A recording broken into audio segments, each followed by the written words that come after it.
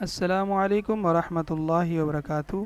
پچھلی قسط نمبر 29 میں ہم نے دیکھا عنفوان شباب حضرت محمد مصطفیٰ صلی اللہ علیہ وسلم اور حضرت خدیجہ رضی اللہ عنہا سے شادی۔ اس قسط میں ہم نبی پاک صلی اللہ علیہ وسلم کی تنہائی اور جو یکسوئی کا دور تھا اس کے متعلق روشنی ڈالنے کی کوشش کرتے ہیں۔ آپ صلی اللہ علیہ وآلہ وسلم کے اب تک کے تأملات نے قوم سے آپ صلی اللہ علیہ وسلم کا ذہنی اور فکری فاصلہ بہت وسیع کر دیا تھا۔ آپ صلی اللہ علیہ وسلم کو اپنی قوم کے لچر پوچ شرکیہ عقائد اور واہیات تصورات پر بالکل اطمینان نہ تھا، لیکن آپ صلی اللہ علیہ وسلم کے سامنے کوئی واضح راستہ، معین طریقہ اور افراط و تفریط سے ہٹی ہوئی کوئی ایسی راہ نہ تھی جس پر آپ اطمینان اور انشراح قلب کے ساتھ رواں دواں ہو سکتے۔ چنانچہ آپ صلی اللہ علیہ وسلم کو تنہائی محبوب ہو گئی۔ جوں آپ کی عمر 40 سال کے قریب ہوتی گئی، تنہائی اور خلوت نشینی بڑھتی گئی۔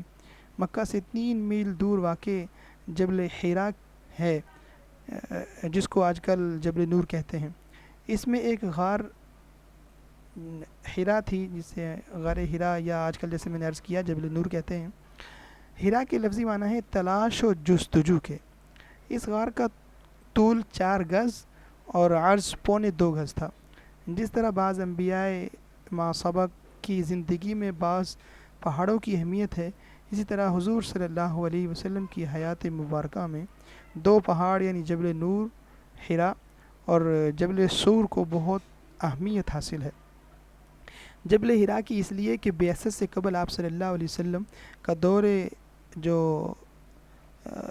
تمام کا تمام تحنس اسی پہاڑ پر گزرا، اور غار سور کی اس سبب سے کہ مکہ سے مدینہ ہجرت کر کے جاتے وقت آپ صلی اللہ علیہ وسلم نے 3 دن وہاں قیام فرمایا تھا۔ سابق انبیاء علیہ السلام میں حضرت آدم علیہ السلام اور حوا علیہ السلام کی ملاقات جبل رحمت پر ہوئی تھی۔ حضرت نوح علیہ السلام کی کشتی جودی پہاڑ پر ٹھہری۔ صفا اور مروہ کی پہاڑیوں کو حضرت ابراہیم علیہ السلام، حضرت حاجرہ علیہ السلام، حضرت اسماعیل علیہ السلام سے خاص نسبت ہے۔ حضرت موسیٰ علیہ السلام کی کوہ طور سے، حضرت عیسیٰ علیہ السلام کی کوہ زیتون سے خاص نسبت ہے۔ غار حرا کو بڑی فضیلت اس لیے حاصل ہے کہ حضور صلی اللہ علیہ وسلم نے اپنا دور تحنس یہیں گزارا، اور یہیں حضرت جبریل امین علیہ السلام آپ صلی اللہ علیہ وسلم پر پہلی وحی لے کر آئے۔ یہ غار سطح زمین سے تقریباً 2000 فٹ کی اونچائی پر ہے۔ یہ جو غار ہے مستطیل شکل کا ہے اور قدرتاً کعبہ رخ ہے۔ اندر سے تقریباً 4 گز لمبا اور 2.25 گز چوڑا اور اتنا اونچا ہے کہ ایک آدمی کھڑا ہو کر آسانی سے نماز ادا کر سکتا ہے۔ آپ صلی اللہ علیہ وسلم غار حرا جا کر مہینوں تک قیام کرتے اور مراقبہ فرماتے۔ آپ صلی اللہ علیہ وآلہ وسلم کھانے پینے کا سامان ساتھ لے جاتے، وہ ختم ہو جاتا تو گھر تشریف لاتے اور پھر واپس جا کر مراقبے میں مصروف ہو جاتے۔ صحیح بخاری میں ہے کہ آپ صلی اللہ علیہ وسلم غار حرا میں تحنس یعنی عبادت کیا کرتے تھے۔ یہ عبادت کیا تھی؟ شرح بخاری میں یہ ہے کہ یہ سوال کیا گیا کہ آپ صلی اللہ علیہ وسلم کی عبادت کیا تھی؟ جواب یہ ہے کہ غور و فکر اور عبرت پذیری یہ وہی عبادت تھی جو آپ صلی اللہ علیہ وسلم کے دادا ابراہیم علیہ السلام نے نبوت سے پہلے کی تھی۔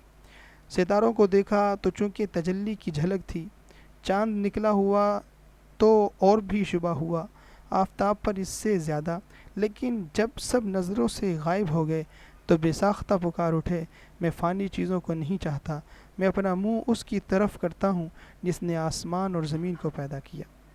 یہ قرآن پاک کی آیت سورۃ الانعام اور آیت نمبر 79۔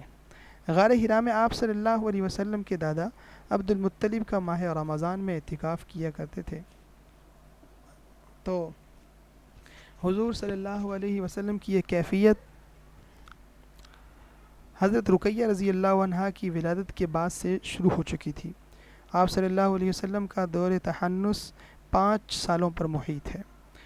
5 برس کا یہ زمانہ اسی شوق عبادت اور توجہ اللہ میں گزرا، مگر آخری 6 مہینے میں گویا آپ صلی اللہ علیہ وسلم ہمتاً عبادت الہی اور غار ہرا کی خلوت نشینی ہی میں مصروف رہے، اور اسی 6 مہینے میں رویائے صادقہ کا سلسلہ بلا انقطاع جاری رہا۔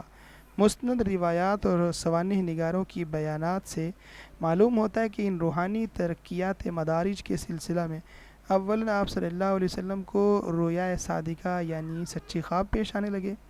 رویائے صادقہ کو نبوت کا تقریباً 44واں حصہ کہا جاتا ہے۔ بارہا ایسے خواب نظر آتے جن کی بعد میں جلد تعبیر نکل آتی۔ 40 سال ہونے کو آئے تو قدرت کی طرف سے وحی اور الہام کے لیے تیار کیا جانے لگا، اور رسول امی صلی اللہ علیہ وآلہ وسلم کو رب العالمین نے چاہا کہ رحمت للعالمین بنا دے۔